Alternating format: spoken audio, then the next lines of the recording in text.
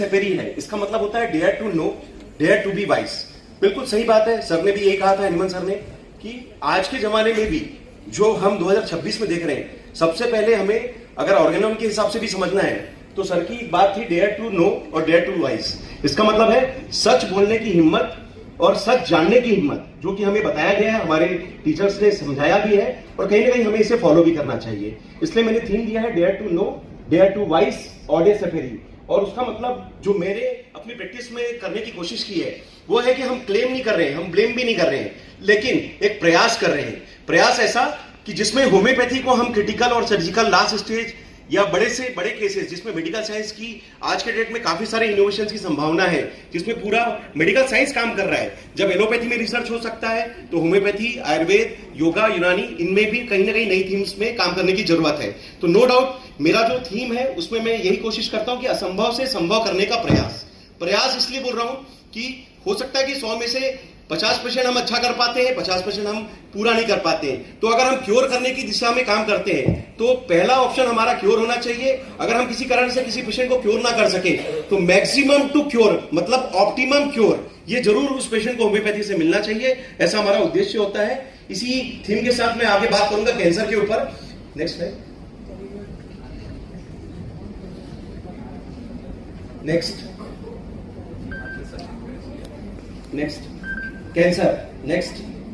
Cancer के बारे में, चूंकि वर्ल्ड वाइड ये जो थीम है कि कैंसर के पेशेंट्स के लिए जो बताया जाता है chemotherapy, radiotherapy, surgery, immunotherapy, target therapy, no doubt ये जो प्रचलित विधा है उसमें सबसे ज्यादा कॉमन विधा है। लेकिन अगर हम होम्योपैथी में बात करें तो no doubt types of cancer में कार्सिनोमा, लिम्फोमा, सार्कोमा, मेलेनोमा, इस तरीके से काफी सारे कंसेप्ट हैं जो कि हमारे पास पेशेंट्स जब आते हैं तो निश्चित रूप से कई बार ऐसा होता है कि सब कुछ करने के बावजूद भी पेशेंट को मेडिकल साइंस पूरी तरीके से हेल्प नहीं कर पा रहा है। और ऐसे स्टेज में अगर जब पेशेंट हमारे पास आता है तो नो डाउट उस वक्त हमारे लिए ये एक्सेप्टेंस भी है और चैलेंजेस भी है और हमें एक्सेप्ट करना भी चाहिए, ऐसा मेरा सोचना है। और कहीं ना कहीं उसके ऊपर जो काम किया जाए और अगर हम इस स्टेज पर काम करके लोगों को अगर फायदा दे पाएंगे तो निश्चित रूप से होम्योपैथी ना केवल आगे बढ़ेगी बल्कि मेडिकल साइंस के लिए एक नया विधा भी तैयार हो सकता है कि जब एलोपैथी या अन्य सिस्टम ने उसको छोड़ दिया हो तो हम होम्योपैथी से कीमो, रेडिएशन, सर्जरी, इम्यूनोथेरेपी और टारगेट थेरेपी जैसा काम करें और लोगों को फायदा दें, जिसकी पुष्टि हम मेडिकल साइंस में रिपोर्ट्स के आधार पर दें।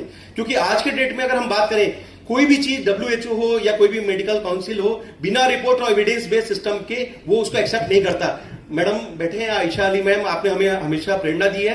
मैंने भी पूरी कोशिश की है कि मैं 18 किलो का बुक जाके मैंने मैडम को दिया।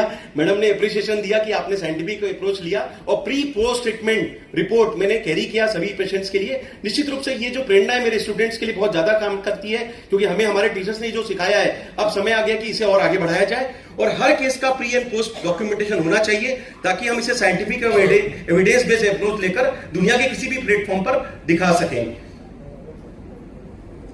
टाइप्स ऑफ कैंसर में चूंकि समय कम है मैं बात नहीं करूंगा, ये लगभग सभी प्रकार के कैंसर के बारे में हम बात करेंगे। हम बात करेंगे सीधे सीधे केस के बारे में।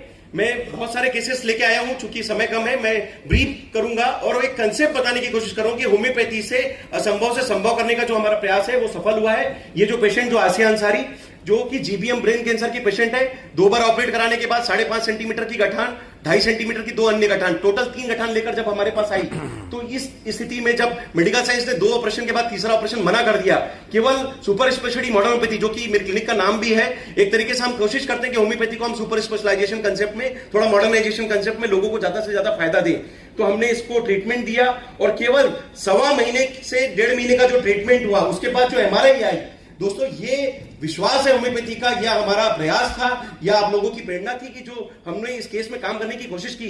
क्योंकि ज्यादातर ऐसा कहा जाता है कि GBM का पेशेंट 2 से 3 साल से ज्यादा आगे सर्वाइव करने के लिए बहुत मुश्किल होता है और जिस पेशेंट की 2 बार ऑपरेशन हो चुका है ऑलरेडी, 2 या 3 महीने से ज्यादा जीवन काल नहीं बचा है, ऐसे पेशेंट जब हमारे पास आते हैं तो केवल 2 महीने के बाद जो रिपोर्ट हमें प्राप्त हुई, जो कि स्लाइड में भी है, कि जो 5.5 सेंटीमीटर की गठान है वो कम होकर केवल 1.25 सेंटीमीटर की बची और जो 2.5 सेंटीमीटर की गठान है वो पूरी तरीके से डिसॉल्व हो गई।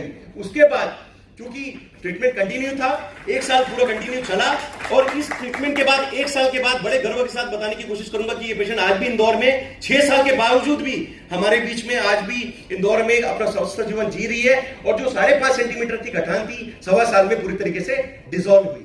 तो ये केस था जीबीएम कैंसर का, जो कि कह सकते हैं मोस्ट एग्रेसिव कैंसर जो कि मेडिकल साइंस में माना जाता है।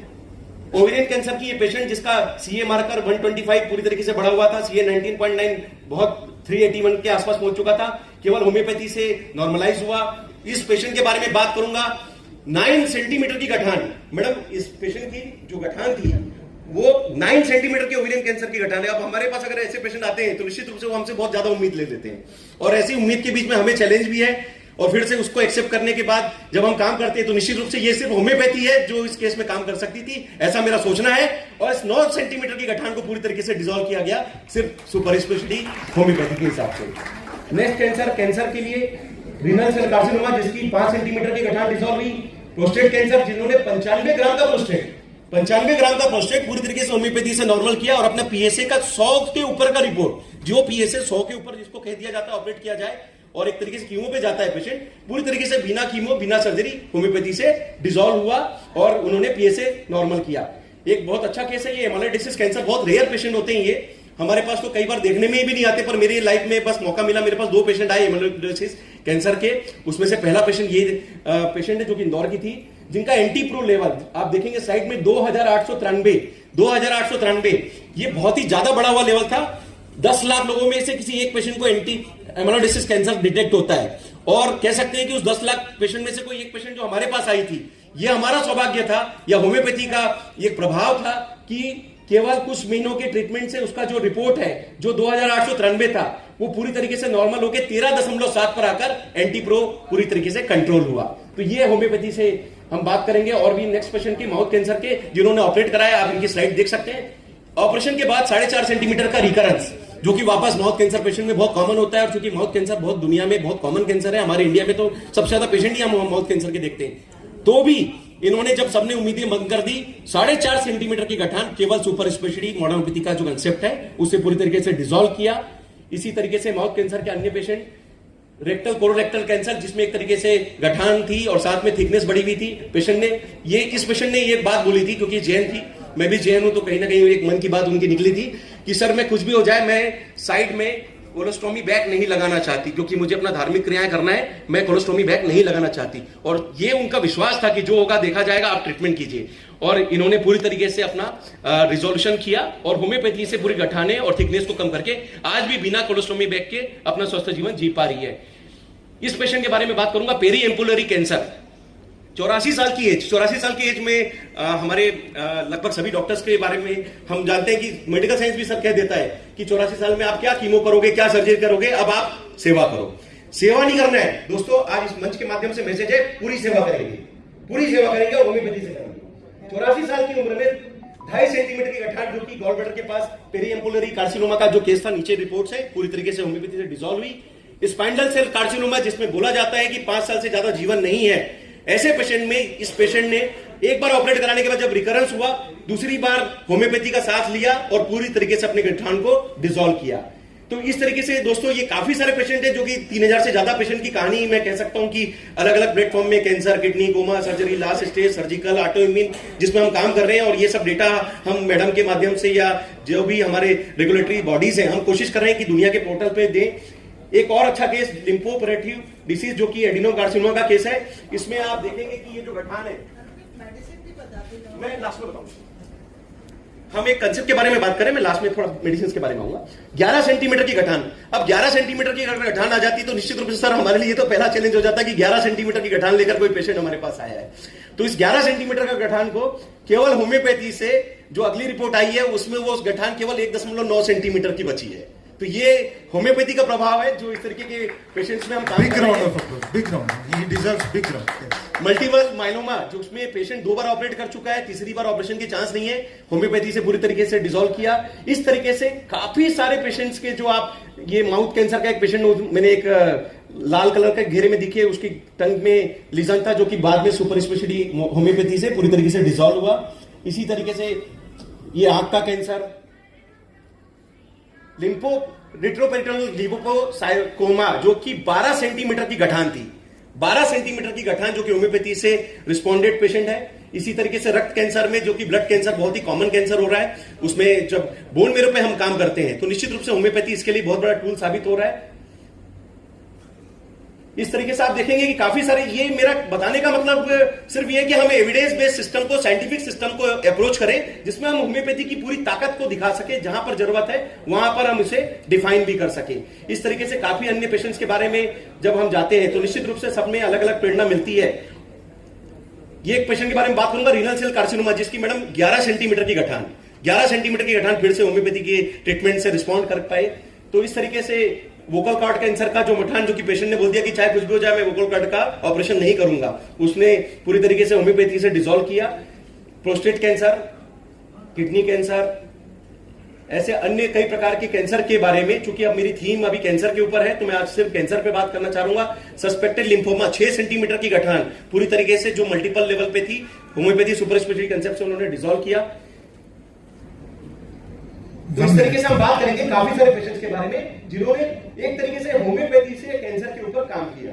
तो मेरा इस 6 सेंटीमीटर की रेट्रोपेरिटोनियल कार्सिनोमा की गठान जो कि रिकरेंस थी, पूरी तरीके से डिसॉल्व हुई। 1 मिनट। तो अंत में मैं ये कहूंगा, जैसे कि मैडम ने कहा कि मेडिसिन, तो सही बात है कि जब सब कुछ करते हैं तो हमें पता होना चाहिए कि मेडिसिन क्या है। मेडिसिन के बारे में चूंकि होम्योपैथी में, पोस्टोलॉजी में हमें बहुत कुछ बताया जाता है। मेरा बस इतना सा कहना है कि हमें जिस लेवल पे पैथोलॉजी के केसेस के हिसाब से जो पैथोजेनेसिस क्राइटेरिया है जो हमें पढ़ाया जाता है, हम मटेरियल मेडिकल में पढ़ते हैं, स्फीयर ऑफ एक्शन, आदरणीय सिंह सर बैठे हैं यहाँ पर, हमें लगभग पढ़ाया है, द्विवेदी सर ने हमें पढ़ाया है, आप सबकी प्रेरणा से हम स्फीयर ऑफ एक्शन पढ़ते हैं। स्फीयर ऑफ एक्शन है कि हम पैथोजेनेसिस के आधार पर, चूंकि ये पैथोलॉजिकल केस है जिसमें होम्योपैथिक में कई जगह लिमिटेशंस लिखी गई है, तो लिमिटेशंस को ना मानते हुए असंभव को संभव करने के लिए हमें थोड़ा सा उस दृष्टि पे सोचना पड़ेगा कि पैथोलॉजी के हिसाब से अगर हम पैथोजेनेसिस क्राइटेरिया सेलेक्ट करते हैं तो निश्चित रूप से हमारी हर मेडिसिन में स्फीयर ऑफ एक्शन लिखा हुआ है। अगर हमें पता है थूजा, कैलकेरिया कार, कोनियम में एक्सालिशिया ग्लैंडुलर सिस्टम पे काम करती गठान डिसॉल्व कर सकती है, तो हम केवल इसका उपयोग केवल वार्ड्स के लिए ना करें, केवल वार्ड्स के लिए ना करें, उसको बड़ी से बड़ी 11 से 13 सेंटीमीटर के गठान को डिसॉल्व करने के लिए करें। तो स्फीयर ऑफ एक्शन वही है जो हम पढ़ते हैं, बहुत कॉमन सी बात है, उसको हमने यूज किया। और जो डोज होता है, डोज वो होता है जो उस पेशेंट के लिए मिनिमम डोज सेट करना चाहिए। मेरा इतना सा एक सजेशन है कि हम, हो सकता है कि 11 सेंटीमीटर के गठान को सर 5 या 10 बूंद से डिसॉल्व ना कर सके, तो मैडम ऐसे टाइम पे चूंकि हमें मदर टिंचर्स भी बताए जाते हैं, हम मदर टिंचर एक्यूट फॉर्म में और एग्रेसिव फॉर्म में यूज कर सकते हैं। सीसीआरएच ने भी 4 ml पर केजी तक का मदर टिंचर बॉडी वेट के हिसाब से, सेफ सिस्टम के हिसाब से हमें बता रखा है। पर हम जब यूज करते हैं तो 5 बूंद, 10 बूंद, 20 बूंद से ऊपर नहीं जा पा रहे, क्योंकि हमें बहुत सारी ऐसी बात लगती है कि हम इससे ज्यादा देते नहीं है। पर जब इस तरीके के पेशेंट आते हैं तो हमें अप्रोच बदलना पड़ेगा, कंसेप्ट चेंज करना पड़ेगा, और थोड़ा सा जिस जरूरत की, पावर की जरूरत है, जिस तरीके से पोस्टोलॉजी की जरूरत है, रिपीटेशन की जरूरत है, हम दवा सही सेलेक्ट कर सकते हैं, लेकिन उसके बावजूद भी पोस्टोलॉजी सही सेलेक्ट करना जरूरी है। ये मेरा विश्वास है कि अगर हम पोस्टोलॉजी के हिसाब से जब डोज सही देते हैं तो इस तरीके से पेशेंट्स आपके पास जब आते हैं तो ना केवल होम्योपैथी आगे बढ़ेगी बल्कि वर्ल्ड लेवल पर इसकी बात जाती है। मैं ब्रिक्स का एम्बेसडर भी हूं होम्योपैथी के लिए, आप सबके आशीर्वाद से होम्योपैथी रिप्रेजेंटेटिव के रूप में काम कर रहा हूं। और निश्चित रूप से ये हमारी पूरी प्रेरणा है कि मैं जहां जहां जाता हूं, America, USA, Russia, China, south Africa, Britain, लगभग हर जगह में जाकर एक ही बात बताने की कोशिश कर रहा हूं कि हमारी होम्योपैथी जो इंडिया से हम कोशिश कर रहे हैं कि भले वो जर्मनी से आई थी, जैसे कि सर ने भी अभी थोड़ी देर पहले कहा कि अगर डॉक्टर नीमन साहब अगर यहां पैदा होते तो निश्चित रूप से होम्योपैथी और आगे बढ़ रही होती। ये आप हमारा उद्देश्य है, हमारा प्रयास होना चाहिए कि अब होम्योपैथी को सुपर स्पेशलिटी बनाकर इंडिया से लॉन्च करें और जो इंपोर्टेड होम्योपैथी उसको हम exported homeopathy. Thank you so much sir. Please stay on the dais please. Thank you so much, sir, for sharing the difficult most cases of cancer and put light on the handling of hopeless cases.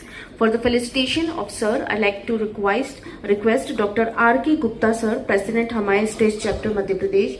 Please come forward, sir.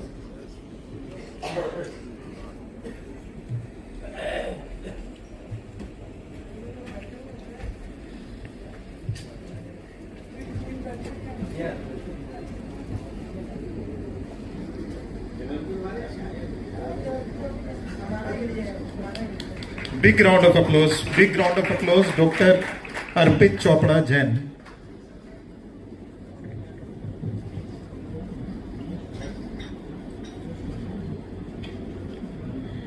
Thank you so much, sir. Before going to proceed, here is announcement. Hamaya MP branch organized a quiz competition with 3 surprise gifts. So everyone, you will get a form and you have to